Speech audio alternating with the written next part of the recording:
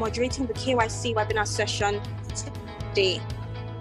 First off, I'd like to know how are you doing? How are you navigating the new normal? Please let me know on the Zoom chat down below. So the reason why Seamfix has decided to start this webinar series really is to connect with industry professionals in the financial sector, the telecommunications space, and other companies of all sizes. Really quickly, I'll run you through the agenda for the day. This webinar would begin with a brief introduction of what KYC really is. We will then move on to our interactive session with our 3 panelists and then proceed to the live Q&A session. If you're wondering why your microphone is on mute and your video isn't on, we want to ensure that we're not a little too distracted and you can hear us. So we've decided to mute. So the Zoom chat is open for every question that you will have, and I will take it one by one. Okay, so let's start. All right, guys, so shall we? KYC. What really is KYC? KYC can mean different things to everyone, especially the C. The C could be a customer, a client, or even a citizen. But on the most basic level, KYC is the mandatory process of identifying and verifying the identity of a client or customer periodically over time, usually by banks, insurance providers, lenders, and other financial and mandatory companies of all sizes. Now, know your customer is a data-driven process that ensures that companies know that their clients are who they claim to be. So Mr. A is who he's saying he is, and Mrs. B is who she says that she is. It also helps to ensure that the companies are meeting the requirements to use, the customers are meeting the requirements to use regular financial services. And of course, not engage in identity-related fraudulent activities or criminal activities on the web as well. Okay, so before we go into our panelist session for the day, I'd like to, in a matter of seconds, explain who we are and what we do. Seamfix is a leading technology firm with identity and data management at the forefront. We are committed to building cutting-edge technology solutions that play a vital role in meeting the growing global demand of identity management in Nigeria. And that is why our solutions are coined your one-stop KYC platform. Now, without further ado, I'd like to welcome our 3 panelists on the webinar today. First off, we have Mr. Tosin Onaneye, Business Insights and Product Partnerships Executive at Seamfix, who will be sharing deep insights into understanding what KYC means and its transformation journey. Hi, Tosin, welcome to the webinar. Hello, Kosi, thank you. Hello, everyone. Thank you for having me. Moving on, we have Mr. Abimbola Pinero, Managing Director, CEO of O3 Capital. He will be taking a deep dive into the importance of KYC as part of your customer onboarding process. Welcome, Mr. Abimbola, to the panel. Thank you, Kosi. Welcome, everybody. And last but not least, we have with us Head of Retail Banking and SME at Unity Bank, Mr. Olufunwa Akimade. He will be sharing 3 key steps in simplifying the customer experience and supporting the KYC compliance process. Welcome, Mr. Olufunwa Akimade. We're very happy to have you on the panel today. Thank you. Good afternoon. It's nice to be here with you guys. Thank you very much. I'd also like to welcome and specially welcome all our attendees who have joined us on the webinar session today. Thank you for joining us and thank you for taking our time to join the webinar session today. All right, so over the years, KYC has seen a lot of transformation. from digitization to automation, and now eKYC, which is obviously an interesting trend. So Tosin, can you elaborate on what eKYC is and why there is a popular belief that it is the future of identity verification and customer onboarding? Thank you, Kosi.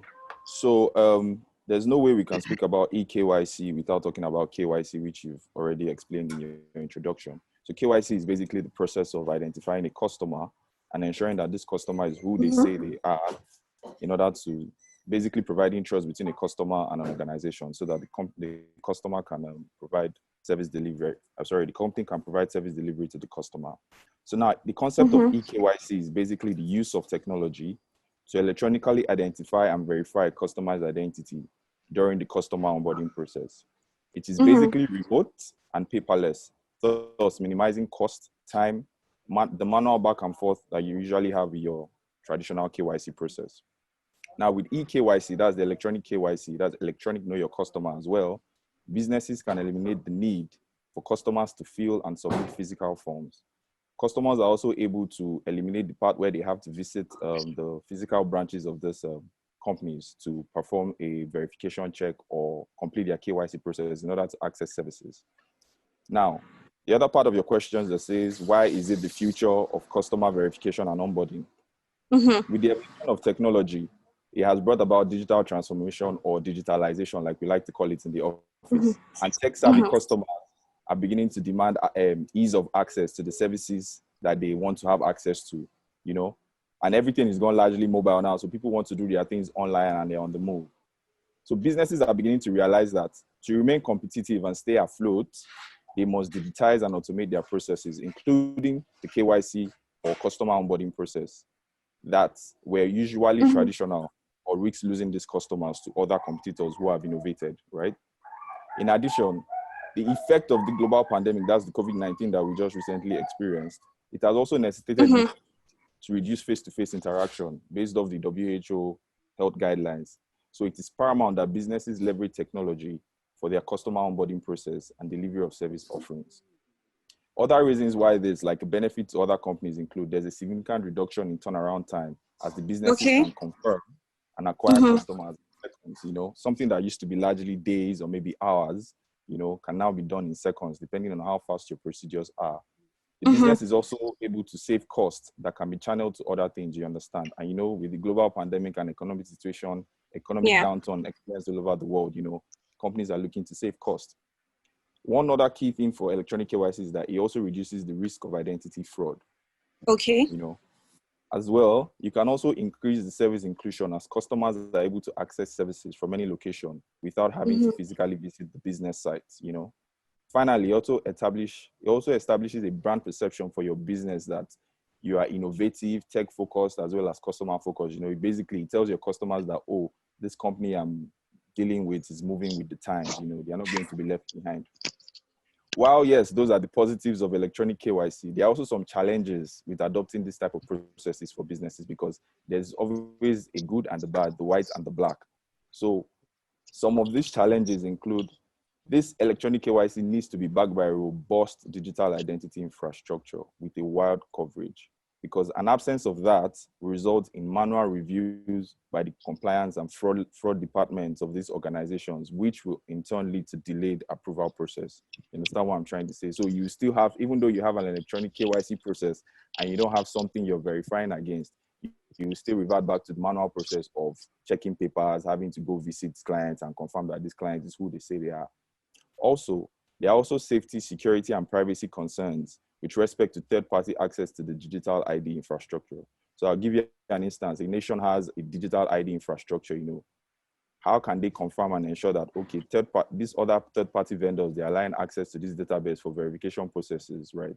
How can they ensure that the processes they are using or procedures they are using or networks they are using are very secure, such that hackers don't have a leeway or an opening to, infiltrate that system? And finally, there's also the socio-cultural challenge that has to do with individuals themselves. Most people in some climates or in some cultures are, not generally cultures, but most people generally are kind of averse to imputing their information anywhere because of the fear of it being schemed off the internet and used for other fraudulent activities. Yeah, so. Wow. Okay. So obviously technology has played a major role in the evolution of KYC. To some, it's obviously simplified the process, and while to others, it's complicated the process. The reason for these two schools of thoughts is because technology has been able to give some reach for businesses with their offerings, while it has also opened new doors for criminal and fraudulent activities. So my question for you is this: even as technology serves a double-edged sword, right, to KYC, what are some cutting-edge technology trends that would make life more difficult for these fraudsters and identity thieves with regards to KYC processes? Wow. That's a good question. It's a big question. Yeah, it's a big question. I'll just try to give it a shot. So, you know, as technology is evolving, right, the methods used by these identity thieves and fraudsters are also evolving. So it's a parallel growth. So as your technology is going higher, these guys are obviously updating their steps and all that. So with that being said, some of the technology out there that can be used to combat these guys, off the top of my head, I can think of it's called 2FAs, like a second factor authentication, you know. So what do I mean? So for instance, you can use biometrics, right, for this type of second factor authentication, you know, such that if as a customer, the customer is asked to impute like a unique identity. So for instance, let me use Nigeria as an example. You want to open a bank account with a financial service, right? And the customer is asked, okay, impute your BVN, you know, you impute your BVN and the platform verifies your BVN and confirms, okay, this BVN belongs to this person.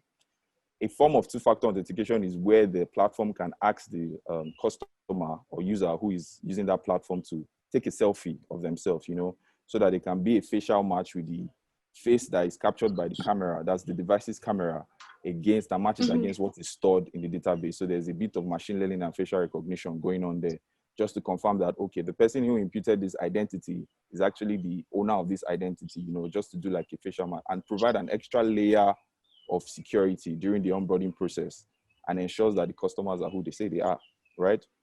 Another one I can think of is blockchain, you know, and blockchain is largely a distributed and timestamp ledger for every transaction, you know. And with this kind of technology, this distributed technology, because it's not really centralized, there's no single point of failure in the sense that there's no single point of entry and there's no single point of exit. It can come in from different places, right? So it's kind of a revolving type of system where you don't know what door is. It's very, very dynamic, right? So since this information is not stored in a central location, it is almost or nearly impossible for hackers to be able to hack and access this information. Now, why did I say blockchain? Because I said blockchain because we can use blockchain to create a utility that is known as the KYC utility. So it's like a know your customer utility. So in essence, this would be like a centralized location or say database where you store all customer information, you know. So basically companies, financial services, businesses that are required to do can access that utility and perform customer identification and verification, you know, rather than having to do several times with different organizations, you know. So using blockchain to facilitate this type of setup, can create a safe storage of the data that a customer can access as anyhow they wish. Did I get it? Yes, that question was a heavy hitter, so I'm going to let you catch a break and I'll move on to Mr. Abimbola. Okay, so although like the phrase know your customer may seem insignificant to most people, but it's an integral part of the business world, right? So Mr. Abimbola, as a financial service institution offering credit cards, including the first non-bank credit card in Nigeria, what do you think organizations can do to resolve the challenges of customer onboarding in a post-COVID world? Thank you, Josie. Thank you, Kosi. Customer onboarding is really the cornerstone of any business, no matter what it is that you do. And the maxim is no customer, no business. And now the post-COVID era is more like going to be our new normal going forward. And like Tosin said, it's all going to be about technology, all about digitization of your processes and procedures. So for a company to overcome this, this perceived law, you need to evolve your process so that everything can be done online. That is via a web application, a mobile application, or call center service. Because this post-COVID era, people have the innate fear of being in crowded places, of being in crowded places for too long. You know, for instance, I as a person, anywhere I go that there's a bit of a crowd, I leave and come back some other time. So the era of people going to branches and offices to submit or fill forms, or marketers going to meet customers at their own locations to get to fill forms, it's more or less evaporating. Now, customers want to be able to get the services, go through these processes as conveniently as possible. And people are getting more and more impatient. And like I just mentioned about competition also, if you don't have these processes as easy and as convenient as possible for your customers, the competition is going to do that and you will lose business. Okay. Now, in Nigeria, there is a challenge that we have different data silos everywhere. By that, I mean, take for instance, the national ID with the NIMC, the voter card with INEC, the international passport with immigration, even the Certificate of Commission documents with CAC, the credit history with the credit bureaus. All these data silos that are key to businesses like ours are not integrated. So you have to spend time clocking on each one by one, which really is not a customer service enabler. Now, firms that are able to aggregate these different data and provide a one-stop shop for FIs and institutions that need that service, they'll be the ones that will dominate the market. You know, so these processes still have to be done, but you as a company, you have to find a way to do it as efficiently and as seamless as possible. You know, Tosin is saying a lot about what is new and what's new. It's nice to say now, but remember we started our company in 2013, 2014, there was no BVN, there was no NIMC. Back then, you can get a license by just sending some money to the office and pay somebody off. You know, things are much better now. So we, for one, appreciate that difference in the authenticity of the processes. So any company now that's able to adopt the processes and achieve their onboarding KPIs with these new available technologies would definitely have a positive impact in the revenue post-COVID. That's just the way we see it. Okay. A trend is that most companies are framing their KYC policies around customer acceptance policy, customer identification procedures, ongoing due diligence, and risk management. Can you elaborate on this and help us better understand why they are making these choices? Well, all these different policies and procedures you stated, you know, it's really the financial institution defining the rules of engagement, the rules with which they want to engage with their customers. Okay, the rules with which the relationship with the customers would be guided. Because you need to take into consideration that when KYC started, it came as a result of wanting to comply with international best practices against anti-money laundering, counter-terrorism financing, and all that. Then along the way, the market realized that there were a lot of individuals in Nigeria here that needed financial services. They had money, they wanted to keep their money, spend their money, but they didn't have the required documentation that was put in place to qualify for this level of KYC. Then the CBN now created a tiered level of KYC. So depending on what kind of access you want for your account, there's a limited number of items they will ask of you. But now, today, companies have seen that you need to strike a balance between the risk asset management of this customer onboarding and the customer experience. So all these due diligence, customer due diligence, customer acceptance criteria, and customer identification, verification processes are all the way to strike that unique balance to provide the best experience to customers as possible. You know, Tosi mentioned that there's cultural disparity whereby people, whereby people don't like to provide information to institutions and whatnot, you know. And we've seen that as a company, because when BVN first came out, when you ask customers to provide the BVN, they ask you for what? Because there's been a campaign that went on that says that don't give anybody your BVN. Well, we need to educate them and let them know, look, ladies and gentlemen, I can't give you my money as a loan without having your BVN. If I am going to trust you with my money, you need to trust me with your data. So these processes are strategies to achieve that balance. Because don't forget, there are a lot of stakeholders in this KYC Fraudster system, this whole ecosystem. There's the company, the shareholders, the customers, the regulators. So everybody needs to have a win-win feeling. And what I try to tell customers is this: the more data I have about your KYC, the more products and services I can offer you. You know, the more an institution knows you, the more you get.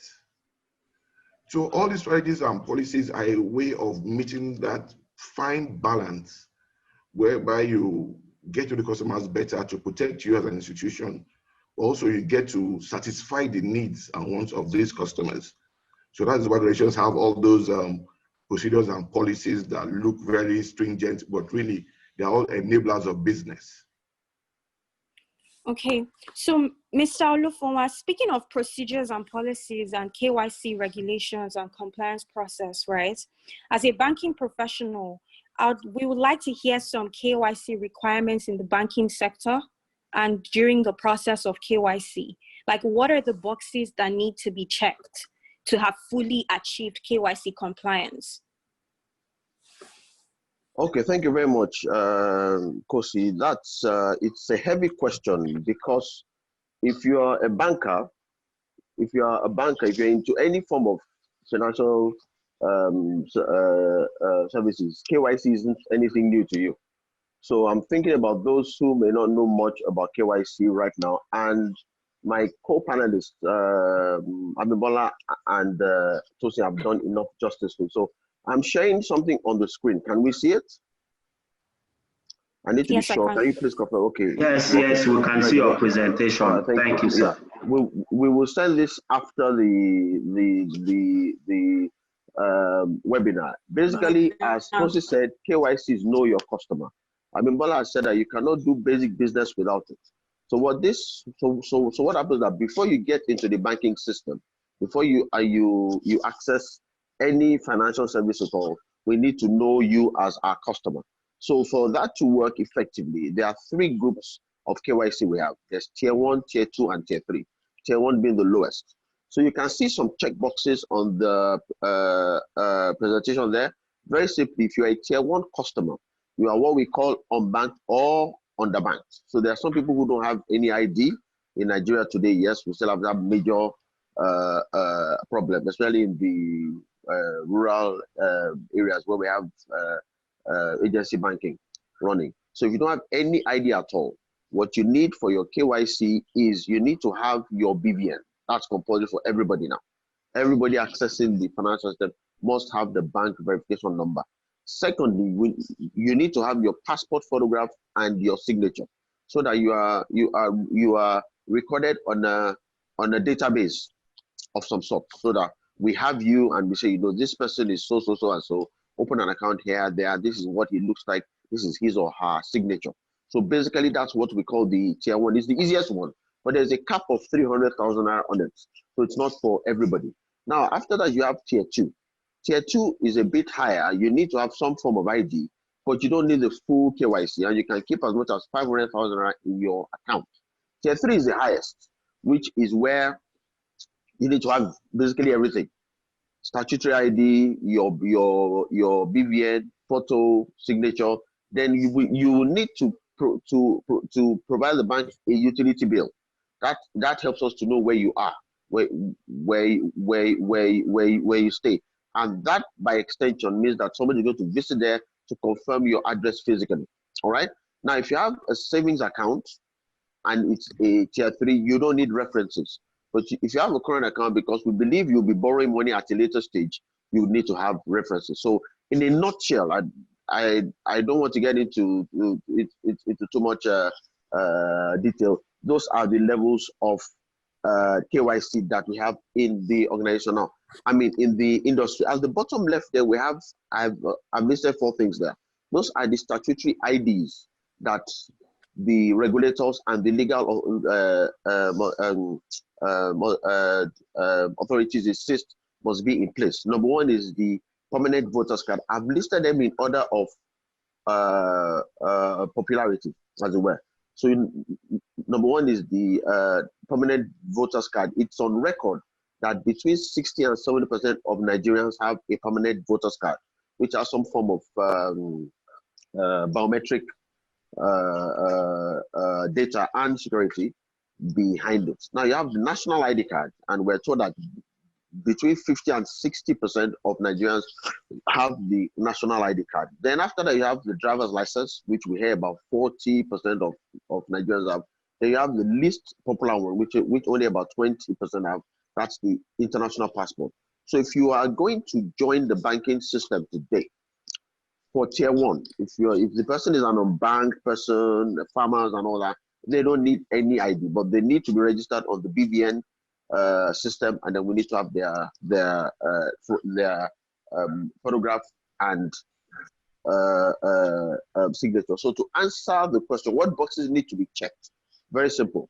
If you are coming into the banking system as a full-fledged person who's going to be doing a lot of transfers and a lot of business, such a person is going to come in at tier 3. ID card, statutory ID card, that is still valid, not expired. BVN, photo and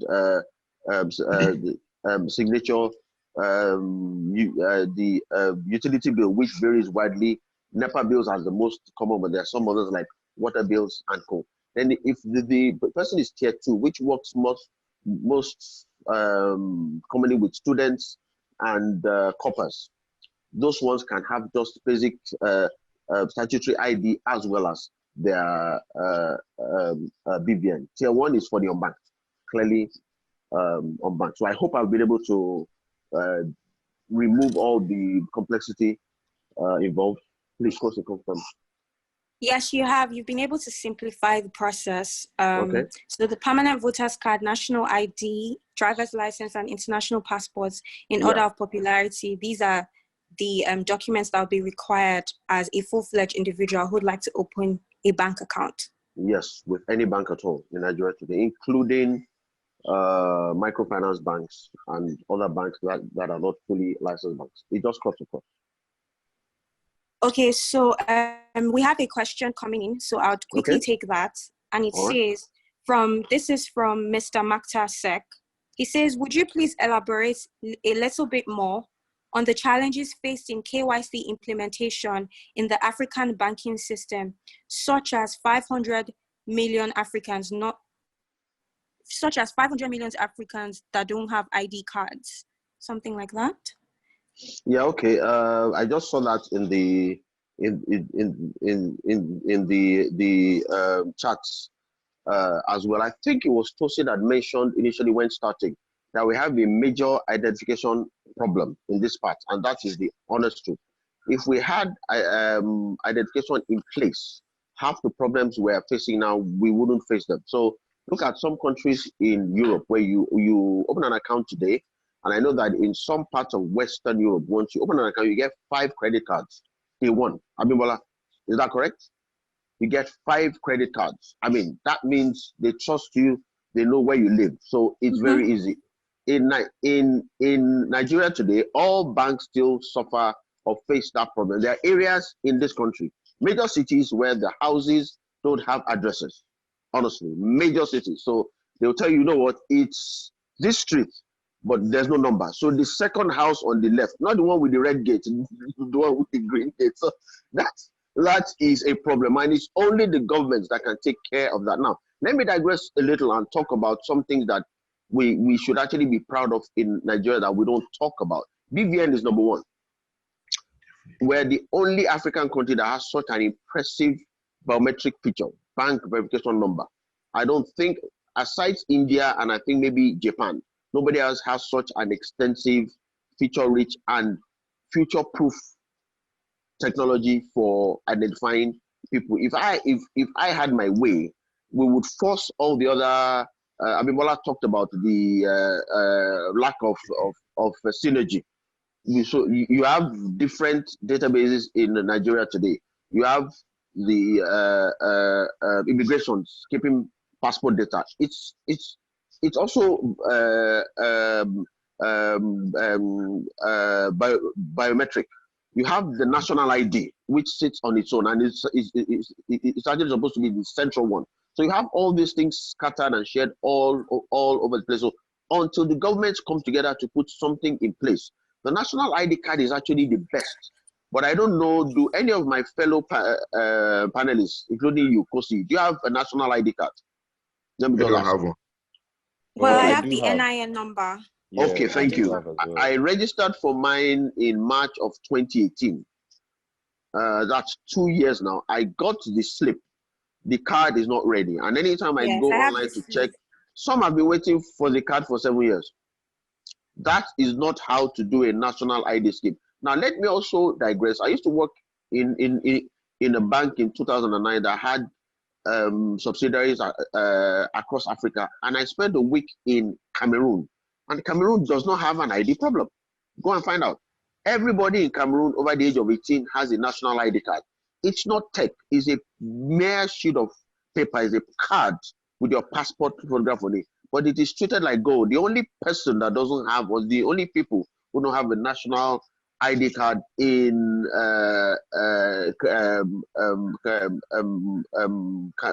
Cameroon are prisoners.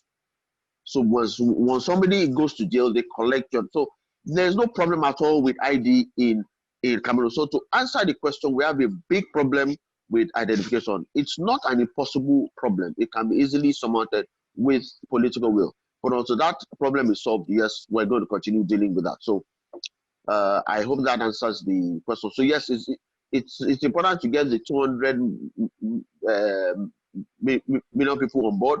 Who can do it? Only the government can.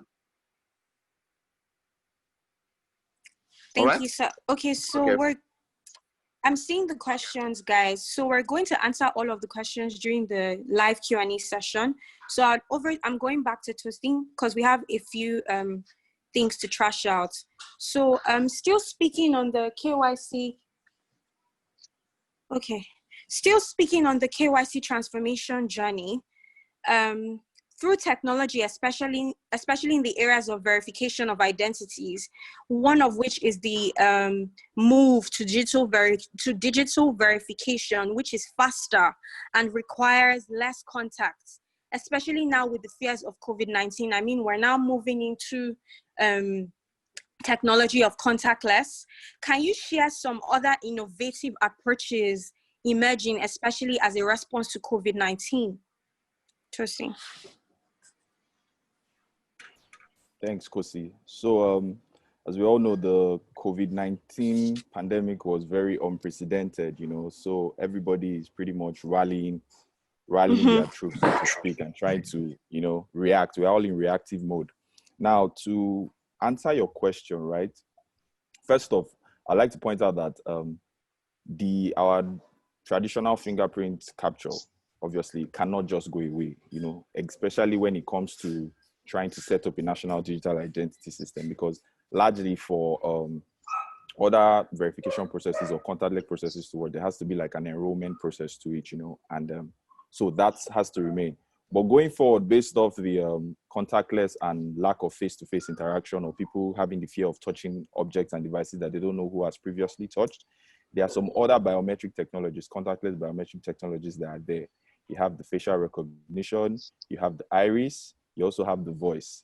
These are largely existent right now, but the accuracy of this technology, of these technologies that I've mentioned, are not as accurate as the fingerprints that we usually have, where the customer comes in and puts it, because there's a uniqueness to that. So the accuracy with that is unprecedented. While technologies or technology companies or vendors who are innovating their approaches, are considering that the level of accuracy is not yet, will I say, for mass production. You understand? And the cost to that is very, very high. Cost of implementing this type of technologies are very high. With that being said, you have the facial, you have the iris, you also have contactless 3D fingerprint authentication. You understand? And there are also technologies that have to do with use sensors to capture fingerprints, whereby you don't necessarily have to touch the device. You just, I think, place your device at a particular distance from the sensor and it captures your fingerprint, you understand? But all this, like I earlier mentioned, are not as accurate as when you place your fingerprint in this. So while I think as the world progresses, or as the world tries to figure out a way out of this loophole that the pandemic has caused, more and more innovations and more evolution will happen with capturing customer biometric and customer information and identity, during the enrollment process. So yeah. Thank you, Tosin. Mr. Olufonwa, so technology is the new sliced bread. That's how I like to call it. And it's obviously played an integral role in the evolution of KYC. Can you tell us briefly how tech can change the customer experience game, and in the process, state some of the cutting edge innovations that will play a role in this game changing?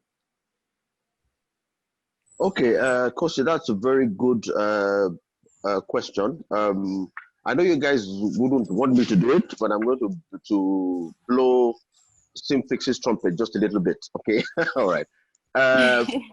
First things first. I've been seeing, so I'm going to answer 4 questions that I've seen on the chat, as well as on the chat. Yes, as I'm talking. Very, very simply, somebody talked about using blockchain and machine learning and all this and all that. And what I just want to say is that technology is the game changer. It's the sliced bread approach right now that has actually totally redefined everything. But you find out that, without meaning to be harsh, you find out that we're 2 years ahead of the legal system and the regulation, and that's what's holding us back. I'll give you a perfect example. I started banking. Let me not tell you guys when I started banking, so you start calculating my age. I'm a young man. I mean, Bola knows me. I am very young. I'm a teenager, as it were, right? So please, I mean, Bola, can you please stop laughing? All right, so please. 25, 30 years ago, there was nothing like online banking. You had to come to the bank with your tally number, right? They say this number. I know Kosi is young, so she has no idea what tally number means. This is the generational gap. Tosin, can you please explain to her afterwards that we had a time in Nigeria where you drop your passbook at 10 o'clock in the morning, and then you go back at 3 to go and get it. Technology has changed everything. And you still find out there are vestiges of technology affecting us, or lack of technology affecting us today. So I'll give you a perfect example. A key problem we have before the COVID, and that's where Abibola's comment of the new normal came in.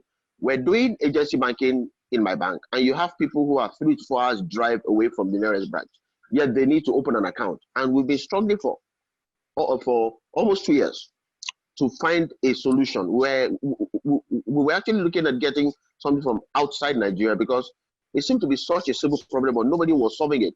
Guess what? Sometime in October last year, Seamfix guys walked into my office, and within 30 minutes, I actually get up. Michael and your MD would remember that day. I got up and I gave them a hug, honestly, because what they did was to give a perfectly workable digital solution. So today, in my bank, if you need to open an account, we don't need you to come to the banking hall. It's digital and it's very simple. There are two options. There's a web address and then there's an app.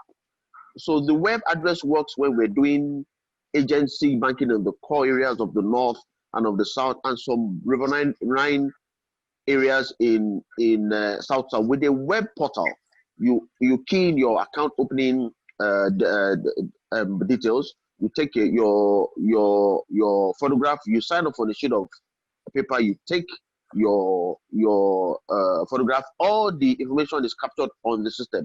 5 minutes later, you have an account. It's that simple. Now, where does Seamfix come in? There were challenges we were facing at the BVN end because you cannot run your account in Nigeria today if you don't have your BVN. So that was a challenge, but we're about to start off. In fact, it was the COVID period that started. We were about to start off on a fantastic pilot where we can actually take the BVN and account opening machinery off into the bushes. So you don't need to come to the market. So with digital, it has changed everything, honestly. Now, let me answer 3 or 4 questions at the same time, and why I say regulation is holding us back. Today, you still have to do an address verification, and I say why? It's a vestige of 30 years ago. You know why? Because today, when you open an account, I'm going to get your phone number, I'm going to get your ID card or something. So I have basic detail about you. Whether you relocate from Kano to Kaduna to Lagos, it's not my business. I can track you. Secondly, whatever address you give, we can capture on Google Maps. So there is geotagging. So that problem is solved.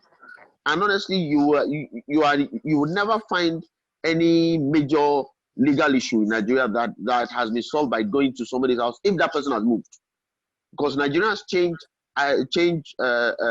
addresses very, very frequently, and we don't tell our banks. It's a normal thing. So what I'm saying is that there are so many KYC things that need to change. So one of the areas that needs to change is the issue of address verification and utility bill. If I have your BVN, your SIM is registered with any of the telcos, and as well I have some form of ID, forget about it. Half the problem is solved. So technology is the game changer. I hear people talk about blockchain and all that. I say, fine, those things are very good, but let's even do the basics. So today, honestly, most cheap Android phones come with a fingerprint scanner. Am I correct?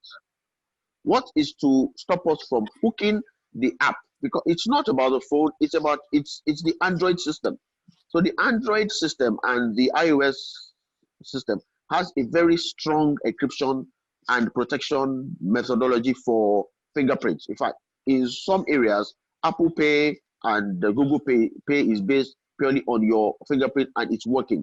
Can we not try to say once you open an account with an Android phone, you have your BVN, your thumbprint is recognized on the phone, 80% of the problem is solved. We have captured it.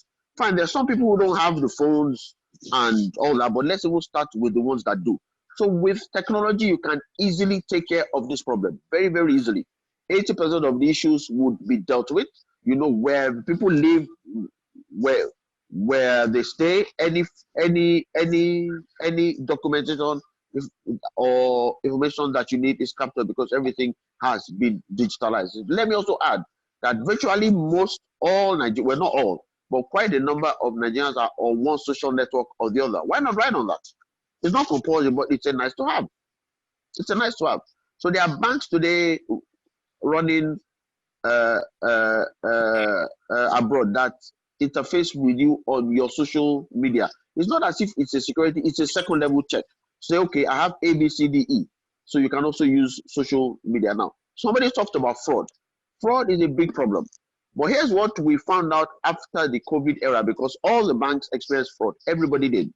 There's no hacking involved. There's no magic involved. These guys are using social engineering. I mean, we had a customer that confessed to us that he got a phone call saying that, look, where we have COVID money for you from the federal government. Your money is 500,000 naira. But honestly, your card PIN is not going. And if I say, my PIN is 1111. One, they have his pin. They say, okay, can you look at your card? The number on the front, does it end with 56? They said no. It does. They say, oh, I'm sorry, you can't get the money. And the person said, no, let me give you the number in front. So they are socially engineering people. We have them calling them in Yoruba, in Pidgin, in Igbo, in Hausa. I'm sure every one of us has been called by one fraudster or the other. So there's no magic to it. These guys are using social engineering. So all the banks have stepped up on making noise. Do not share your card or your PIN or your BVN with anybody. We are making a lot of noise because 99% of the frauds are social engineering. There's nobody coming in from this country with any software. It's just basic social engineering and taking advantage of people. So that's the fraud issue. No matter the security you put in place, once somebody is willing to give up his or her own details, it's like handing over your key to some guy and say, you know what, this is the key, this is the car, but don't drive the car. The person, okay, I won't drive the car. Next thing you know, the person is in Abuja with your car. So I hope I've been able to talk a bit about the technology bits. Yes, you have. And seeing as for the last 5 minutes, we've been focusing a little more on the banking sector, let's move over a bit to Mr. Abimbola Pinero, who is the CEO at O3 Capital, a non-bank credit issuer and financial service institution. So Mr. Abimbola, product O3 Capital offers several dependable solutions, some of which can do lots in the KYC space. Can you elaborate on some of these offerings? And also, as an expert in this field, what uniquely differentiates credit cards from loans? Am I allowed to comment on some of the issues raised already, just briefly? Yes, yes. I was going to address, Tosi mentioned companies are reacting to the COVID pandemic. And Fuma talked about regulation. I mean, not to brag, but not all companies are reacting to the COVID pandemic issue, because in O3, we actually have contactless cards. We actually have end-to-end processes where you don't need to see the customer. Okay, and that issue of regulation always catching up is a fact of life. Regulation will always be behind innovation. There's nothing. I'll be totally surprised if it spins around, you know. So as banks and institutions are deriving new ways to improve their businesses, regulation is playing catch up to regulate these new innovations. So just like we're going to live with COVID, we might as well learn to live with that and always try to push the boundaries as much as we can.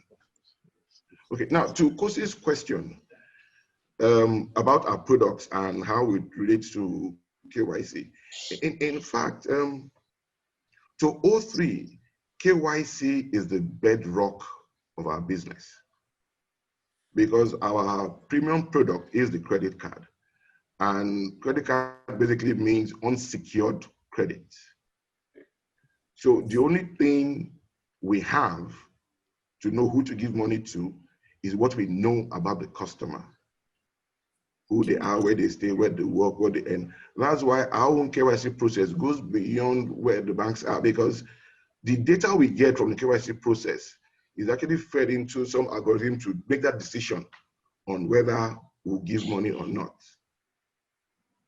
Okay, let me elaborate with this.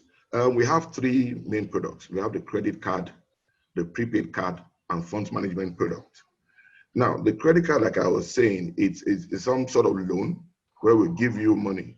Now, the limits of this credit card ranges from between 100,000 to 5 million naira, which you will have with you for the next 2 years, where you can use on any ATM, POS, or website. Okay, and we don't need to see you. You don't need to come to our office. The delivery of the card is there with you in your office, the payment, all that stuff. Now, we have customers all over Nigeria. Now, imagine a customer in Abuja that we want to give 1 million naira to. We've not seen them before. All we can rely on is the KYC, which is why we take it very, very seriously, and it is really the bedrock. If not, people will just take your money or take our money and disappear, which we've had happen. So to protect against that, that's why we need to engage a rigorous KYC process. Now, for the prepaid card, This card too works on any ATM, POS, or e-commerce site. However, it's you putting your money into that card, which helps you with your budgeting, and not to spend more than what you want to spend, or you want to send a third-party driver or somebody to get some things for you. You don't want to give them your debit card with access to your parent's account. So you move someone into that account like a utility card. You know, you have companies using it as some kind of, when their staff go out of station, they pay their per diems into it for accountability because you can get statement from it. You have expatriates coming to Nigeria, not wanting to use their foreign cards in Nigeria. So they get to change Naira and put it into this OSP prepaid card, use it while they're here. Now, we need to do proper KYC on this because we need to be careful which money goes into our cards, you know, so that we won't fall victim of having people sending funny money into the cards, and we now have problems with the EFCC and regulators. So we need to do rigorous KYC for these prepaid cards also, albeit is probably a tier 1 or 2, like Fuan was saying earlier. Now, for the funds management, which is more or less fixed deposit, like everybody knows it, at O3, we offer high interest rates, better than the banks, okay, which makes it attractive. And we take money from 50,000 to, say, $1 billion Naira. Now, we need to be careful so that funny money, I'll say it again, will not appear in our portfolio. You know, we don't know where it came from. We don't know who sent it. And when EFCC comes knocking, we now look very, no, really, you know, look very incompetent. And nowadays, even goes beyond EFCC, so that some monies are being tracked by other international organizations like the FBI and so. So once it sits with you, it becomes a whole lot of problem. That is why the KYC is very critical in what we do. And what I mentioned earlier about the balance, we need to strike the balance between this risk management to protect our stakeholders and the customer experience. Mm-hmm. So all these products, for it to make meaning to us, we need a lot of customers, as many as possible, which means constant multiple onboarding and constant KYC checks. So all that has to be put in a seamless, robust process so that we will not sell out on the customer experience while trying to meet with regulatory requirements. You know, and like someone said, back in the day, things were quite difficult. We, for one, really appreciate the blessing of this BVN. You know, imagine giving a stranger 200,000 Naira. He's living in Kano, working in Kano. You don't know him. There's no way for you to do anything. I mean, when you do address verification, you actually have to go to the physical location and check. But with the BVN, for us, it solves a lot of problems. The BVN has your bank details, it has your biometrics, it has your picture. So you don't really need to send me the old school passport photograph anymore. And like Tosi mentioned, when you take your picture while you're doing the application process, we can seamlessly match whether it's the same person we're looking at. Let me give you a use case. There was a time when I heard of a customer that applied online, okay? And when he put in his BVN and the company was trying to verify the BVN details, there was a glitch. You know, at that point in time, the BVN portal at NIBS, there was a glitch, it just didn't go through. So the company felt, well, maybe it was the network or what have you, you know, since we already have it, let's proceed. And by the time, probably the next year, whenever, and they actually did that verification, it was a different picture. But by that time, the money was gone. You know, so the beauty of KYC gives access to a lot of products. You know, for instance, at O3, the more KYC we have about you, the more we can increase your limits. You know, so that access to the customer is key. Okay, Yes, so I think it's time for the Q&A session. I have another question I would like to ask our panelists, but these questions are really interesting. I think we need to take them one by one. So I'll just proceed now. The first question is from, I think his name is Mr. Ayodeji Eno, and he's asking, how do you think we can address the verification exercise post-COVID-19. I think we've been able to answer that. Tosin explained contactless, he explained facial recognition, iris. He's been able to cover that. So let's move on to the next question. The next question is by Mr. Ajia Samo, and he's asking, how can machine learning be applied to simplify and experience customer due diligence of regular customers, and most especially politically exposed people? That's an interesting one. Okay, I think I would take a shot at okay. that. Okay. So, KYC, a robust eKYC program is largely consists of two components basically. So it's the customer identity protection, the customer identity pact, and the customer due diligence. So what happens is when you've been able to identify that customer, you know, do the verification, confirm that the customer is who they are, and you now say, okay, yes, I trust you enough to deliver this service to you or give you access to our product offerings, right? You also have to do a continuous due diligence where you monitor and evaluate the activities and transactions this customer does with your services or performs with your products as well, you know. So the question says, how can machine learning or AI? So in that sense, what AI is that AI is a technology that allows systems to think on their own. You know, it's like it understands patterns and makes decisions, like tries to guesstimate decisions, you know, and most of these decisions are largely accurate, so to speak, based off the pattern of response and everything. So adopting an AI-based system for your customer due diligence monitoring, right, can help you, you know what, monitor and evaluate the patterns your customer is having. So for instance, you have link analysis, you can know, okay, what transactions, what transaction is this person making, which organizations is he interacting with. So for instance, who is he sending money to frequently, what organizations, what do those organizations do, you know, are they terrorist organizations, are they fraudulent organizations, are they criminal organizations, or are they, you know, just like a trace, it forms like a track or trace for, okay, how is this person interacting or sending money? Who are these people this person is sending money to? What are they into? You know, that kind of thing. It gives you an idea of, okay, this is what this customer is doing. So for instance, like Mr. Abimbola said, funny money, you know, you're able to track that pattern, like, okay, this person is making this type of transaction to this person. You can place a hold on that account, you understand, saying, okay, can you please provide more details into why there's always a transaction going from here to here, and can you like provide a proof? That's one aspect. Another aspect is pattern recognition, you know.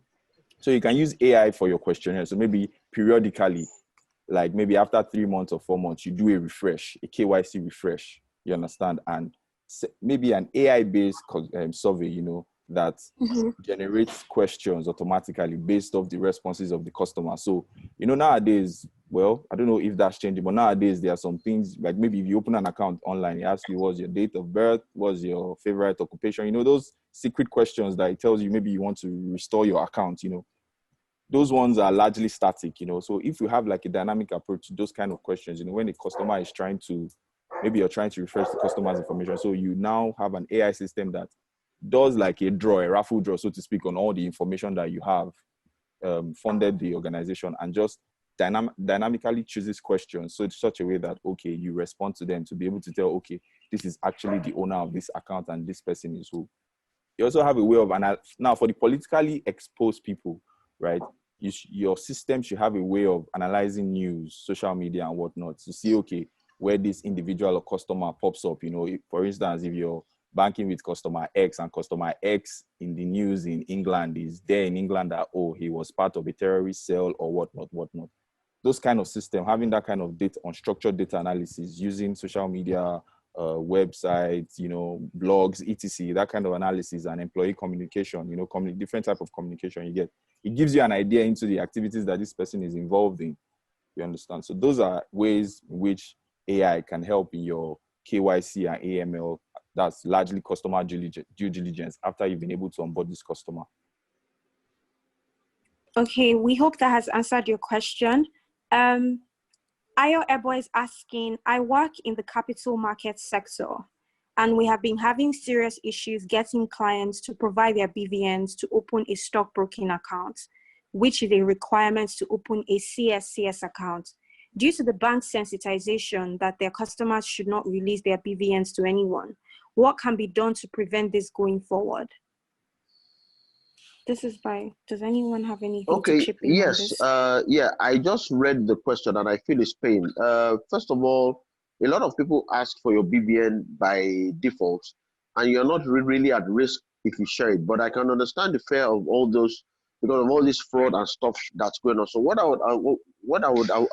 would advise the gentleman to do is, if you're not giving us your BVN at the point of opening the stockbroking account, give us your full details, your bank account number, and your bank branch, and then we'll do a reference letter or a referral letter to the branch. So the bank has to do a status inquiry to say, Mr. ABC has an account here, he exists. Honestly, that's just, I mean, that's it. Because it's either you get the BVN or you get some form of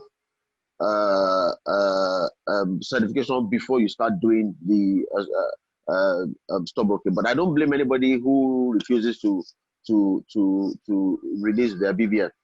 It's, I mean, the fraud issue has just gone haywire. So that's my advice to him, basically.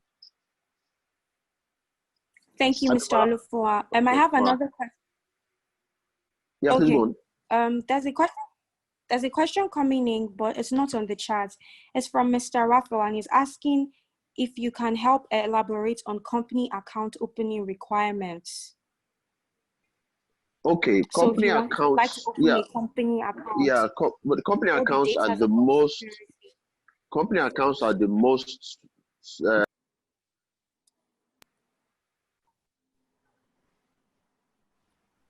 Sorry, I'm not sure if I'm muted or not. No, we can hear you now. No, you're not muted. We can hear you. Again. Hello. I think he's gone mute again. Okay. Hello. Yeah. Am I back up now? Yes. Yes, you are. Okay, all right, thanks. Okay. So I said company accounts are the most stringent to open in any part of the world.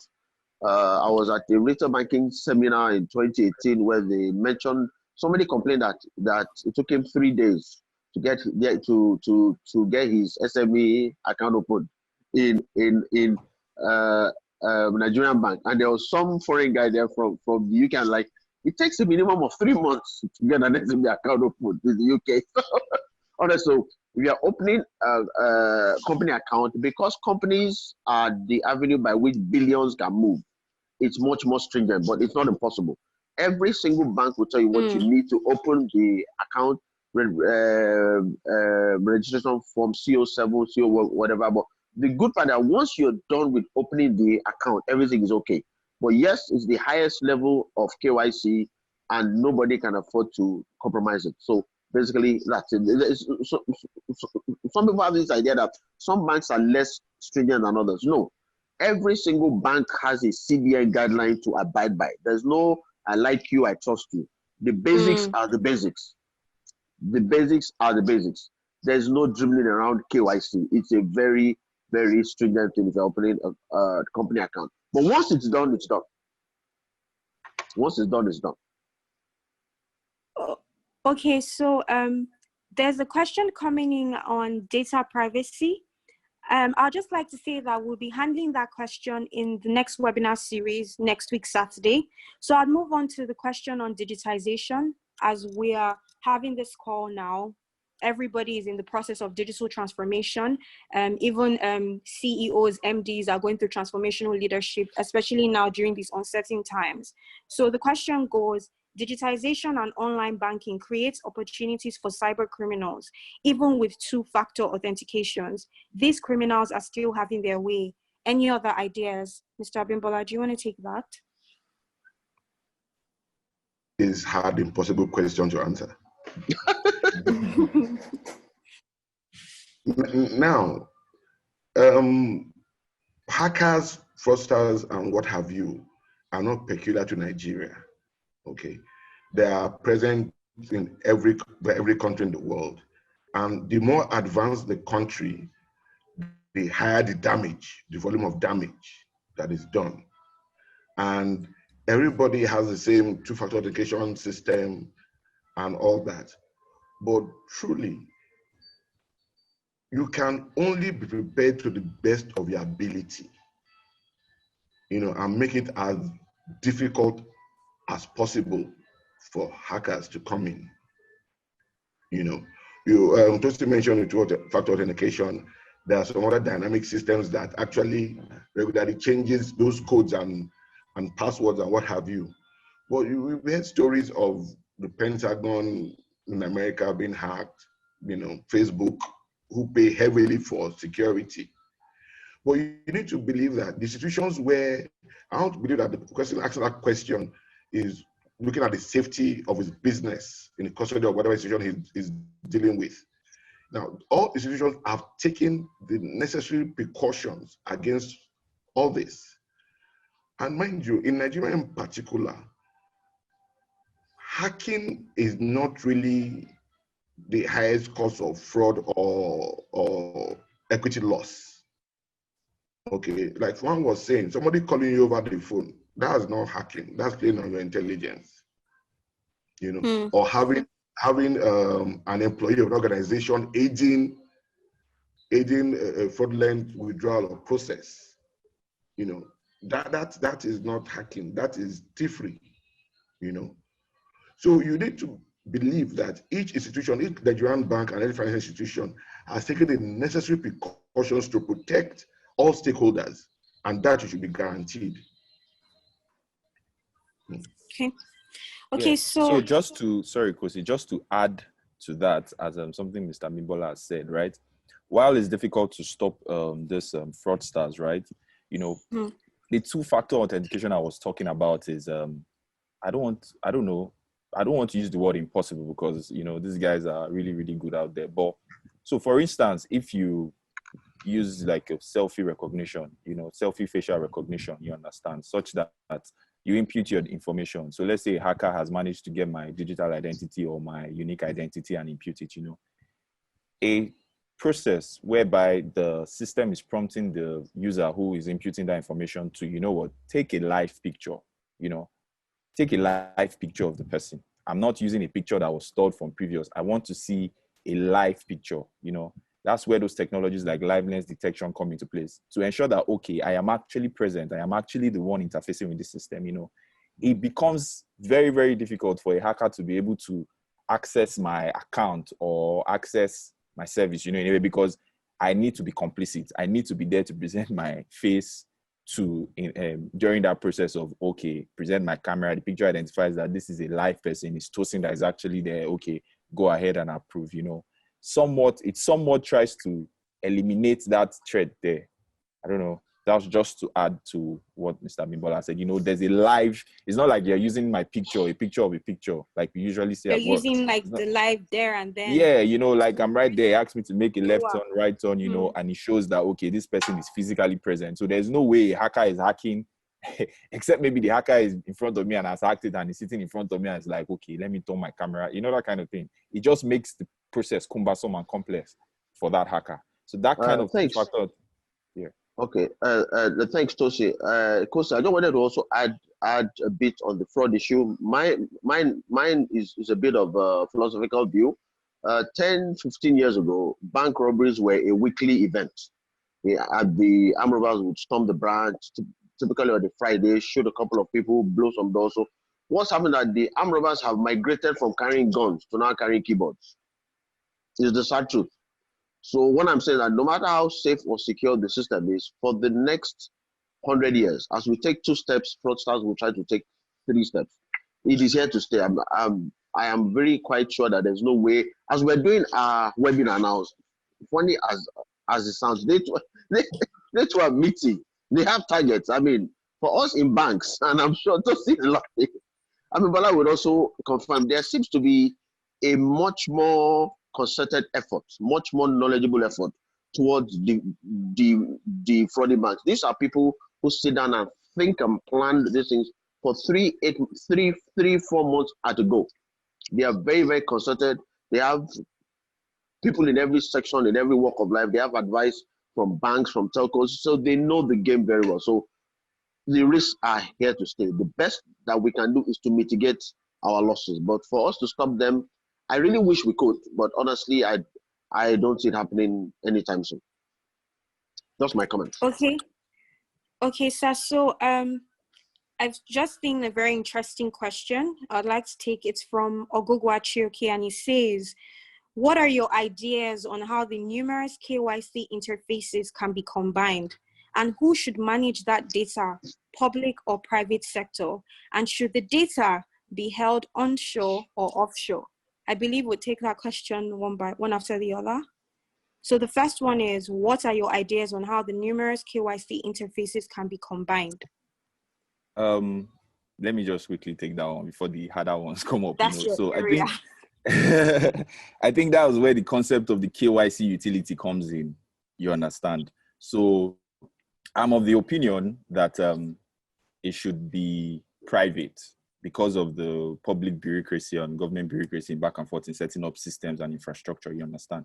So why I say that is because the banks took the initiative to create a BVN, which is really, really world class, so to speak. So if the financial services sector, I believe the person is talking about the financial service sector. In fact, largely other businesses, if they can come together, and create a shared utility that all of them have access to, maybe at a fee or something. I don't know how that will work, but if they can all come together and consolidate this information, so you have your BVN, your credit score, your insurance, etc., all these things together, and it's hosted in one system, really, really secure system, you understand? These systems will largely not need to be having to wonder that, okay, trying to connect to these different silos. You have a shared utility that everybody has access to, and you just check the information. At one instance, you can check the person's BVN, his financial records, his transaction, his credit score, his insurance policies, just have a quick check overview of this person to just conduct that due diligence before you onboard the person. So yeah, that's why I think a KYC utility can help solve that issue. And I also think it should be private or onshore or offshore. I don't know what he means by maybe online or hosted in locally, So either way, it depends on, it depends on, that's what I think for that question. So, but anybody is free to add. Okay. Well, for me, it's not much of a big deal because we are already almost there. Okay. Seamfix, for instance, aggregates all of this data as is now. They just need to add a few more to meet this question demands. The credit bureaus are almost there, and in my opinion, it really has to be the private sector that handle it for exigency's sake, efficiency, and all that. But you see, it is a critical requirement for the financial sector to survive. Like I said, there was no BVN before, there's BVN now, and everything is graduating. Really, if there is this collaboration of data and a one-stop shop for KYC, the requirement made by banks for collateral and security will disappear.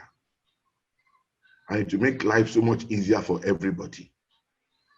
That is my opinion. Okay. Then onshore or offshore, I'm assuming it means whether it should be hosted locally or out of the country. There is no difference between infrastructure, IT infrastructure in Nigeria and overseas. And on the financial sector side, I really want to say that Nigeria is quite ahead of most countries worldwide.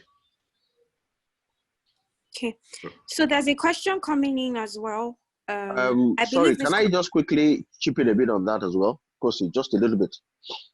Yes, on of the course. last one. Okay, so there's a law that was passed in 2007 called the National Identity Law in Nigeria. So by law, NIMC, National Identity Management Commission, is supposed to harmonize all the data from BVN and everybody, honestly.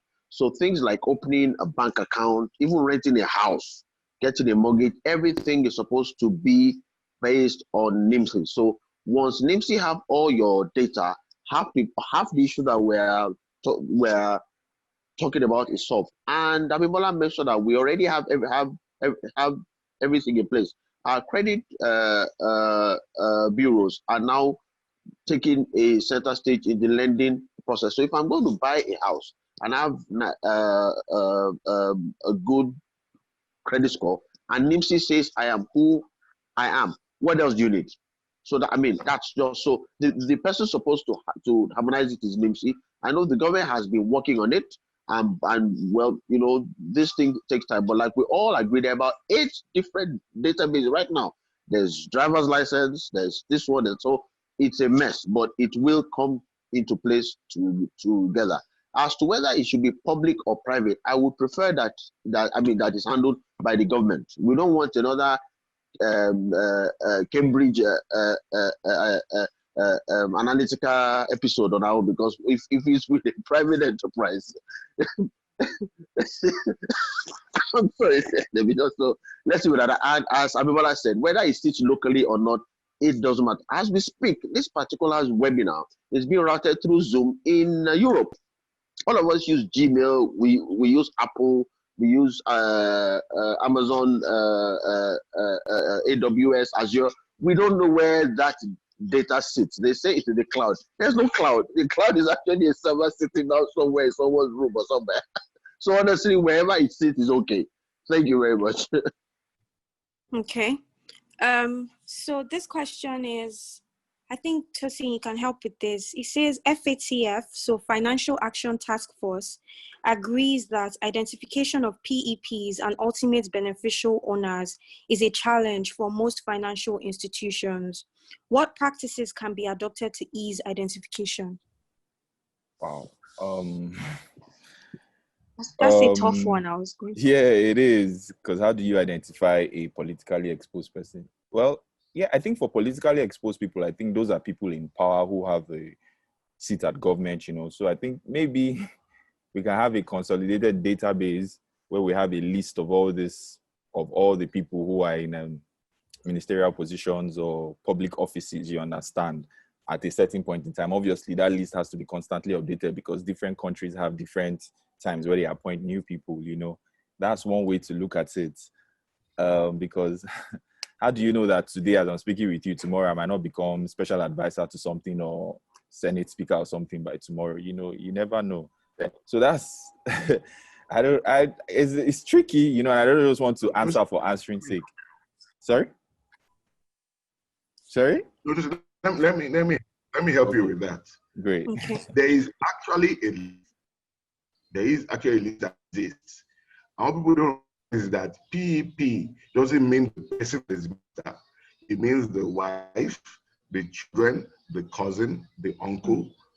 And if you go to other countries, say American Embassy, want to put an account in the US, they have a list that they check to see if your uncle is the, what have you. So there exists, a list exists. For instance, if your surname is Abimbola, and there's something that's called something Sule Abimbola, it might not be relations, but for having that same surname, there's a pause on the process until you clarify that there's no relationship before they can move on. So a list exists. It's just the will to use the list to do your onboarding. That's all. Great. Okay. Thank you. Okay, so Mr. Abimbola, there's another question rolling in as well for you, and it says, how, Mr. Abimbola, do you trust the decisions of the algorithms, and to what extent have the algorithms been wrong before? Now, we trust the decisions of the algorithms explicitly, but you need to note that these decisions are in grades. What they say, garbage in, garbage out, is subject to the KYC provided. So there's a band of, like, let me say 1 to 5, 5 to 7, 7 to 10, 7 to 10 being the best. So when it's 7 to 10, the algorithm takes that decision automatically and it moves on. When it's like say 5 to 7, it pushes it up for a subjective review. That's the human interface of the ifs and the maybes before it moves it on. And if it's 1 to 5, it's a definite no, which is very simple. It's just a function of setting your criteria. And you see, we have to learn to trust AI, because I won't say it's better than how the human being take the same decision, but even the human being, there is a possibility of compromise, either inducement or religion or ethics or tribalism, or what have you. So if a human being can make a mistake, the AI too can make a mistake, but it removes the emotion and goes basically on data. And for my company in particular, is the data that decides whether you are creditworthy or not. Because in the past, when I was in banking in those olden days, people dress up to go to the bank to go apply for a loan, wear agbada and borrow a car, you know. So when it's data, I think AI is the best approach. Okay. Perfect. What are the risks associated with blockchain technology? It's a question on the board.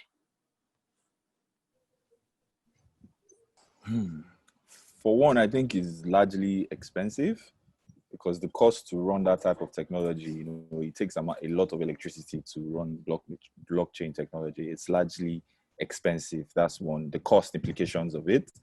Secondly, there's also the fact that because these identities are like unique for every transaction, they are unique, you know, a situation where someone misplaces his unique identifier, you know, maybe because there's like two parts of the identity, the transaction comes in two parts, so they're like keys. So if you're trying to do a transaction with me, for instance, and for some reason I misplace that key, my own part of the key, that transaction is lost forever. There's no way of retrieving it back. You know, there's no way of retrieving a key that has been lost, you know. Those are the two risks that I see there. Okay. Yeah. Okay, guys. So yeah. I've seen all the other questions, but where time is far spent, so I just like to say something. KYC regulations will obviously continue to evolve, and they would expand and maybe even become more complex with the technology trends, business processes, and the fast minds of these criminals that we are trying to avoid. Next week, we'll be taking up the future to envision the ever-evolving KYC. In like 10 years from now. We would also talk a lot about bringing your KYC processes online and the future of KYC in a post-COVID world. We would also be talking on data privacy and data protection.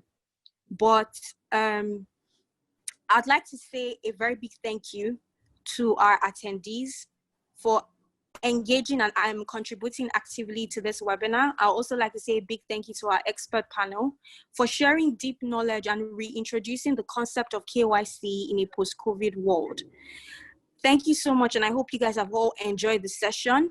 If you missed out on a few things, if you have more questions to ask us, this webinar has been recorded and we'll be posting the full video via our YouTube channel. We'll also be sharing the highlights of the webinar. Sorry? Let's go on. We'll be sharing the highlights of the webinar to your emails, so not to worry, we've got you covered. Thank you all. Thank you guys for joining us. Like I said, Seamfix is a leading tech company with identity and data management at the forefront. You can also reach us on our website, www.seamfix.com. You can also reach out to Mr. Bimbola, Mr. Olufowa Kimade, and Mr. Tosi Onaneye. I would leave their emails on this chat now if you have any more questions. And I'm your host for today, your moderator, Kosi Ofodile. Thank you for joining us. Stay safe and have a blessed weekend ahead. Thank you very much. Any last words from our panelists before we close? Well, thank you very much for the opportunity, and I have actually learned a lot in this session. Thank you very much. I've learned a lot. I want to thank Seamfix for putting this together. And if there's any passing comments, it will be, let's not stop the innovation. Let's keep it going. Let's keep it going. Let's keep it going, because things are changing faster and faster every day. Thank you very much. All right. Thank you very much, guys. You can always reach out to me or the other panelist. Kosi, I think you would drop the email, because yes, I see someone sharing. said they're asking for the information. So yes, thank you very much for having me. Yes, I'm going to share it now. Yeah. Okay, thank you very much. Thank you guys so much. Thank you very much. Thank you, Tosi. Yeah. Thank you, Abimbola. Yeah. Thank you very much. Bye. Thank you, everyone. Bye.